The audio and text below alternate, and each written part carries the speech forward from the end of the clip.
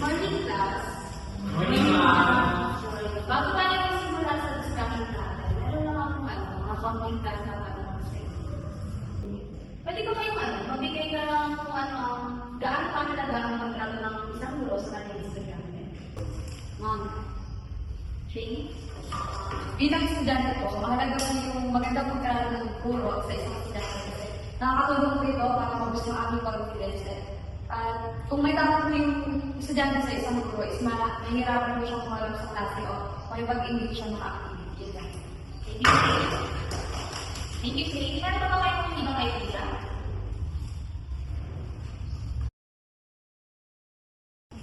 Oh, teacher, paano naman na magkakataon mag-aral mo? May problema ka ba? Pasensya na po, ma'am. Kaya po kasi nga yung bago yun, ma'am. Siguro sa mga sasagyan ko sa bahay. Ano ka ba? Sige, ano ka ba? Hindi ka ako na kapag mapagin na kayo ng mga model sa bahay, hindi ka mapagin na sa hindi ka maiiya. Hindi ka maiiya, okay?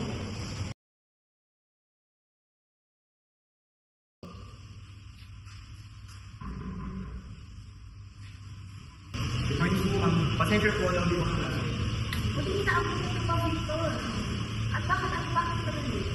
Marami po sa inyo sa bahay. Ako talaga si Captain Magawa. Wala po sa mga magulang ko. Thank you sa pagsabi ng totoo. Pwede natin gawa ng solusyon yan. Pwede kitang bigyan ng bagong schedule para gumaan yung time mo. Tapos, pwede rin kitang bigyan ng makeup quizzes para makahabol ka. Totoo po ba, ma'am? Maraming salamat po sa pag-iintindi. Pwede na po ba ako po?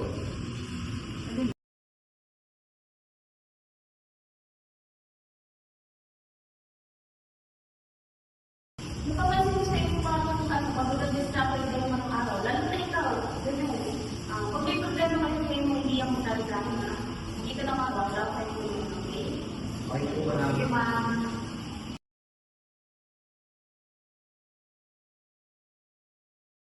Ma'am. Pwede po bang mag-okay na po? Dito tayo.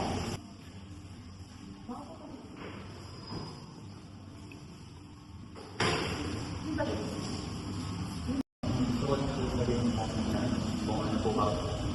Dapat po gawin kasi po ano po eh.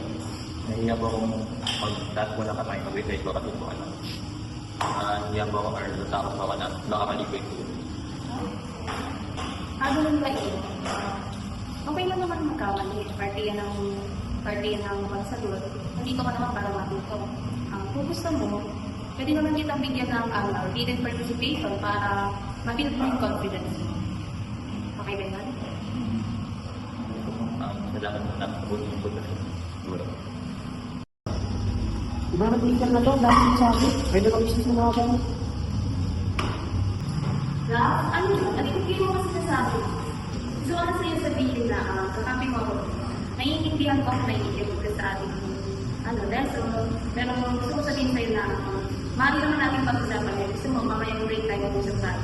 Okay? Sige po ma'am, sorry po. Okay, class. Okay, class. Ayun ko lang muna yung sa araw na to. English ko na kayo. Thank you. Thank you. Ingat din po. Kami ma'am. Sige.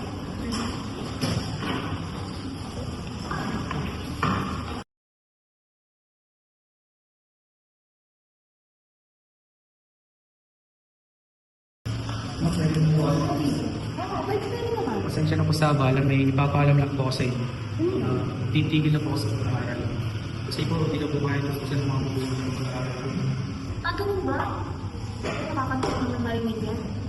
Pero gusto mo pa ba mag-aral? Opo ma'am, kaso mahirap po eh. Kahit pa masahe ko, wala ako. Ganun ba? Alam mo, meron kang basic na students sa'yo.